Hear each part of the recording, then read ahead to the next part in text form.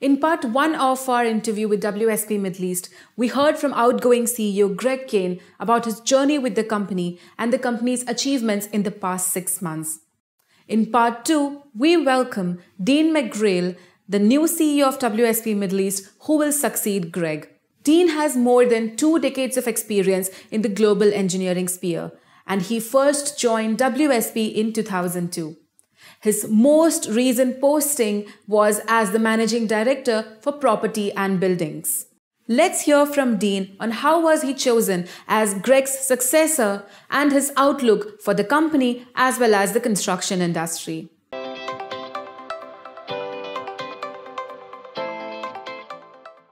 Dean, it's a pleasure to host you in Construction Week's studio today. Thank you so much for joining us. Thank you for having me, Ranju. It's a pleasure to be here. Congratulations on your appointment as the CEO of WSP Middle East. I'm sure you're really excited about it.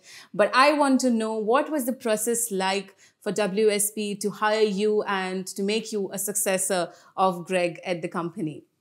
Good question. I mean, it was obviously a vigorous and very structured process. It was broken down into sort of 3 main parts and actually started back in March this year.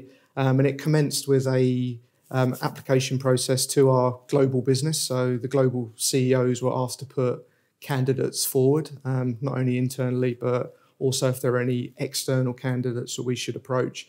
Following that initial application, it was taken down to four candidates. Yeah. And those 4 candidates then had a first stage interview with 2 of our global CEOs. And they were supported in that by an executive headhunter. And before the interview, and this was quite an interesting part of the process, we undertook a psychometric test. Okay. So the questions in the interview, some of them were based on the findings from the psychometric test. After that first stage interview, we got whittled down to 2 candidates. And then those 2 candidates went for a final interview with our global CEO, Alex LaRue. And after that, I'm pleased to be able to say that I was selected as Greg's successor for the CEO for WSP in the Middle East. That's quite fascinating, and the process sounds like a really long one, and really excited and happy for you to have taken up the role after such a long process. Many congratulations once again to you on that. Thank you very much, Ranju. Appreciate it. Yeah. Prior to taking up your role as the CEO of WSP Middle East, you were the Managing Director for the Properties and Buildings Division, and you have been a stalwart at the company for over 2 decades of experience. So tell us, what will be your key focuses as the new CEO, and how do you look to taking forward the business's success in the coming time period? So, throughout my career, I've had 2 really key focuses, and they've really been our people and our clients. And they will continue to be my key areas of focus as I take on the role of CEO. For me, our people, retaining and attracting the best people, they attract and retain the best clients. The best clients work on the best projects. And working on the best projects, you obviously achieve growth, you achieve, market leading position with your shareholders, and then that leads to further opportunities for your people. So, it's really a self-perpetuating cycle. That's fantastic. And we are definitely looking forward to seeing all of these best projects and exciting projects coming in from WSP Middle East. But there is a $1 million question that I have for you. Who will be taking up the role as the Managing Director for the Properties and Buildings? That's a good question. So, I'm pleased to be able to say, and this was only announced internally last week, that Mark Farley will be taking on my role as Managing Director for Property and Buildings in the Middle East. Mark's been with the business for 13 years, most recently in the role of Director of Building Services, and he's been in that role since 2018. For those of the people in the industry that know Mark, he's a very passionate, motivated leader, and I'm sure that I'm very, very confident, in fact, that he will drive Property and Buildings through its next evolution. That's very interesting, and I would like to wish Mark many congratulations for taking up the new role. But moving on to a conversation, could you take us through what are some of the key details that you would like to see, or probably changes that you would like to see going forward with WSP Strategic 2022-2024 plan? So we're just in the midst of preparing our 2022 to 2024 strategy at the moment. So can't share too many details on that at the moment, but I'm very, very keen to be developing a strategy which not only speaks to our global targets, but is very people-centric and focused on growth. And, that strategy should be formalised by the end of this year. More than happy to come back and discuss that with Construction Week when it's ready. Definitely. We will definitely have a conversation once again to talk about some of the successes. But talking about successes and new projects and everything exciting that is happening, we cannot ignore the fact that the industry has had a lot of challenges over the past 12 to 14 months.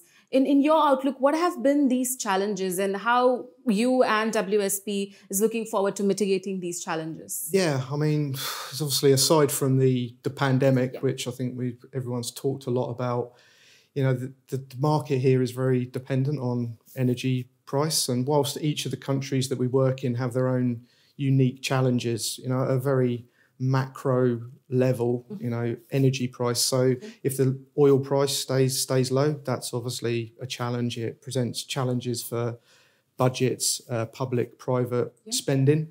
Linked to that, there's a continued challenge in this market with payments. Our industry is notoriously bad, just being honest, even in the good times with payments. You layer on top of that some very challenging contract terms, and that can make this region quite unpalatable.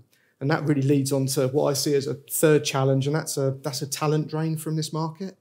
And whether that's at a company level, companies deciding that this region is not a place where they want to do business anymore, and it's easier to make money and get paid elsewhere, or whether that's at an individual level, people deciding due to the last 18 months that they really would like to be back home, closer to family and friends. So, whilst they're all linked, I think the talent drain in this region is a challenge that we really foresee and something that we're trying to address as we go forward, and particularly with our new strategy. Yeah, I think that is, in fact, one of the key focus areas of the strategies were in the beginning of the year when you had new appointments made within the company. Right. And I think that is going to move forward successfully for WSP in the Middle East as well. But as we speak about challenges, I know everyone in the industry is quite excited about what's happening in Saudi Arabia, in Qatar, and across the Middle East. Would you like to talk to us about the opportunities that you foresee in the industry and the ones that you're really excited about? Yeah, I mean, it's obviously not all doom and gloom.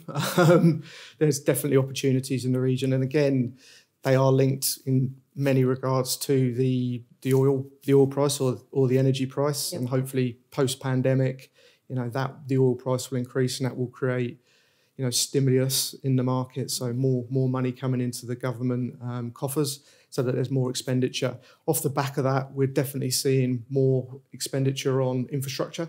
So soft infrastructure, hard infrastructure, social infrastructure. And then obviously the move from hydrocarbon economy. And that's creating opportunities not only in the touristic sector, which is what we're seeing a lot of in Saudi, but the infrastructure that goes with that, and whether that's airports or utilities. Yes.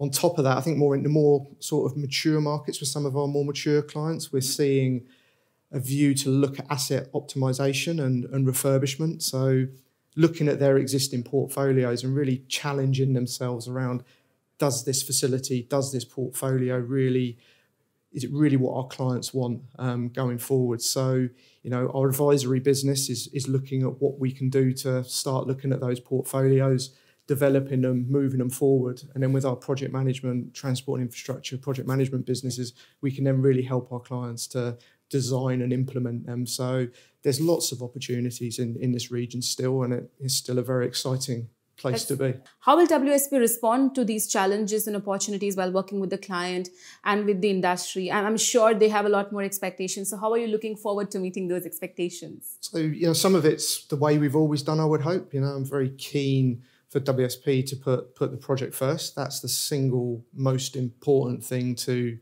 me and the people that work with me. I think we're always focused on optimizing our clients' projects, making sure they're the very best that we can make them from a quality perspective, making sure that they're obviously on time, on program, on budget, hopefully below budget. But as we move into the new strategic cycle, and if I look at where we are now, even compared to 12 months ago, with the new services that we now offer with advisory And so obviously a big part of our business is now project management. We can really now sort of work with our clients from feasibility planning stage, even at a governmental level, and take their projects now right the way through the entire life cycle, which was not something that we could have done 12 months ago. So we're really evolving as a business, and again, I think we can offer our clients a lot more now than we previously have done. That's very exciting to know, and I'm looking forward to finding out what more comes out of WSP since you've taken up the role now. Thank you once again for joining us, Dean, and all the very best in your new role. Thank you, Ranju. It's been a pleasure. Thank you so much.